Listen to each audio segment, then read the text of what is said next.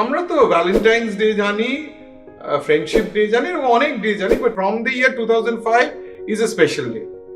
এবং সেটা হয় after a scientist of international repute visited, an Indian scientist of international repute visited Switzerland and came back. On that very day, Switzerland declared as the Science Day.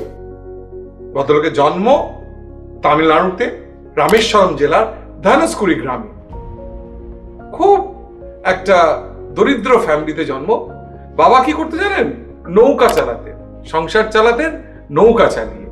কিন্তু ছেলেটি পড়াশোনায় ভীষণ আগ্রহ। খুব যে মেধাবী ছিল তা না, কিন্তু খুব ডিলিজেন্ট এবং মাটি আঁকড়ে পড়ে থাকার দম তার মধ্যে ছিল।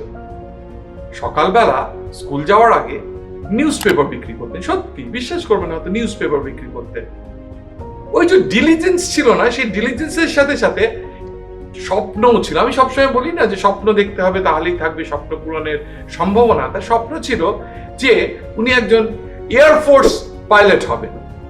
এয়ারফোর্স পাইলট হওয়া কিন্তু সোজা কথা নয়। সুতরাং সেই স্বপ্ন নিয়ে এগোতে এগোতে উনি মাদ্রাস ইনস্টিটিউট অফ টেকনোলজিতে এয়ারস্পেস ইঞ্জিনিয়ারিং এ এনরোল করলেন, চান্স পেলেন। সেখানেও মধ্যমানের রেজাল্ট করছিলেন। একদিন ওনাদের যে ডিন অফ স্টুডেন্টস ওনাকে একটা প্রজেক্ট করতে বলেন এবং বলেন যে এই প্রজেক্ট তোমাকে 3 দিনের মধ্যে শেষ করতে হবে। The dean was not very happy with his progress. কিন্তু ওই চাপের মধ্যে ভদ্রলোক কিন্তু 3 দিনের মধ্যে দারুণ প্রজেক্ট করলেন and the dean was very happy. এরপর ওনার ইচ্ছে হলো ইন্ডিয়ান এয়ারফোর্সে ফাইটার পাইলট হওয়া। ইন্টারভিউ পেলেন, ডাক পেলেন ইন্টারভিউতে। 8 জনকে নেবে। র্যাঙ্ক অনুযায়ী রেজাল্ট প্রকাশিত হলো, but fortune did not favour him. His rank was 9, মানে জাস্ট মিস করে গেলেন, একজনের জন্য মিস করে গেলেন। তারপর বসে থাকলেন না। আফটার অল একটা ইঞ্জিনিয়ারিং পাস করেছেন, ডিআরডিও জয়েন করলেন। DRDO means defence research development অর্গানাইজেশনে জয়েন করলেন এবং যে কাজ করলেন সেই কাজটায় কিরকম একটা মোটিভেশন পাচ্ছিলেন না, যেটা প্যাশন কাজ করছিল না। পরিচয় হলো বিক্রম সারাভাইয়ের সাথে এবং বিক্রম সারাভাইয়ের সাথে পরিচয় হওয়ার পর উনি ইসরো জয়েন করলেন। ইসরোতে ওনার হার্ড ওয়ার্ক, ডেডিকেশন এবং এই মাটি কামড়ে পড়ে থাকার যে ক্ষমতা সেটা দেখে বিক্রম সারাভাই প্রচন্ড খুশি হলেন। এতক্ষণে আপনারা নিশ্চয়ই বুঝেই গেছেন আমি কার কথা বলছি। উনি আর কেউ নন, doctor APJ Abdul Kalam. And doctor Kalam then after joining ISRO প্রথম লঞ্চ করেন SLV-3 Rohini. Rohini was the first mission, space mission that he was a part of, এবং তারপরে লঞ্চ করেন পৃথ্বী মিসাইল। পৃথ্বী মিসাইলের জন্য উনি কিন্তু সারা বিশ্বে ওনাকে চিনতে শুরু করে। তারপর পৃথ্বী মিসাইল লঞ্চ করার পর ওনার অফার আসে নাসা থেকে। Trust me or not, NASA থেকে, you can just check it out. NASA থেকে আসে, কিন্তু হি রিফিউজ দ্যাট অফার। আস্তে আস্তে উনি লঞ্চ করেন অগ্নি, ত্রিশূল, আকাশ, নাগ। 1998 সালে he was a part and person and the leader of testing the all-powerful nuclear atomic bomb to be precise. And in 2002, before he became the president of the country, he was known as the missile man of India. উনি একটি ভিলেজে বেড়াতে যান এবং কাদের ডেকেছিলেন জানেন? He was such a humble person.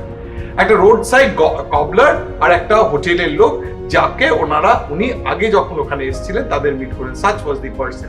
Doctor কালামের কথা বলতে গেলে আমাকে বলতেই হবে, বলতে খুব ভালো লাগে, নিজেকে মনে হয় ব্লেসেড যে ওনার সাথে আমি একই মঞ্চে থাকতে পেরেছিলাম ইন দ্য ইয়ার 2013, যখন 100 ইন্ডিয়ান সায়েন্স কংগ্রেস হয়, and I was a part and parcel of that congress and I shared the same platform with him. এবং ওনার কথা বলতে গেলে উনি কত হিউমিলিটি এবং কত সৎ এবং অনেস্ট ছিলেন, সেই অনেস্টির কথা বলতে গেলে বলতে হবে একবার ওনার ফুল ফ্যামিলি রাষ্ট্রপতি ভবনে বেড়াতে এসেছিলেন। তারা 10 দিন রাষ্ট্রপতি ভবনে ছিলেন এবং যখন চলে যান, he paid an amount of 3,52,000 for their stay in রাষ্ট্রপতি ভবন। তাকে যখন সাংবাদিকরা বলেন যে আপনি কেন এই টাকাটা দিলেন, ইউ আর এলিজিবল তাদের ওনাকে থাকার জন্য, তিনি বলেন the government of India pace for my stay and not for the stay of my relatives, such was the person. আজকের দিনে এরকম লোকের কথা শোনা কিংবা ভাবাই বোধহয় ভীষণ অসম্ভব।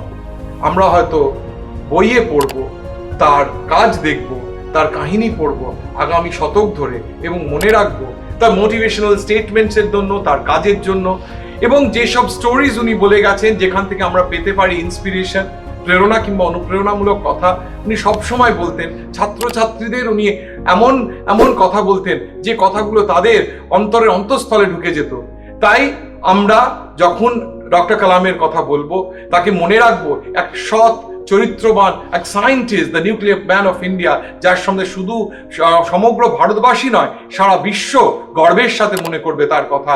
এবং আগামী প্রজন্ম, তার প্রজন্ম যতদিন এই ওয়ার্ল্ড কিংবা এই পৃথিবী এক্সিস্ট করবে, ডক্টর এপিজে আব্দুল কালামকে প্রাতঃস্মরণীয় হয়ে থাকবেন ঈশ্বরের মতো।